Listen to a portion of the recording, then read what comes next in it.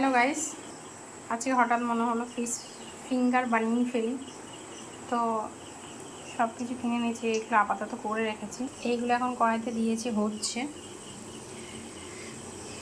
তো আমার বিহান fish finger খেতে খুব ভালোবাসে, তো হঠাৎ মনে হলো বানিয়ে দিই ওকে।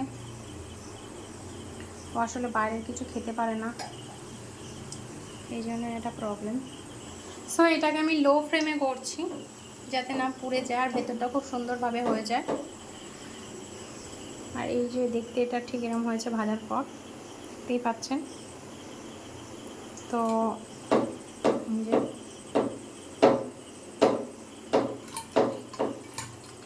খেতেও অসম্ভব সুন্দর হয়েছে, আপনারা বাড়িতে বানিয়ে খেয়ে দেখবেন।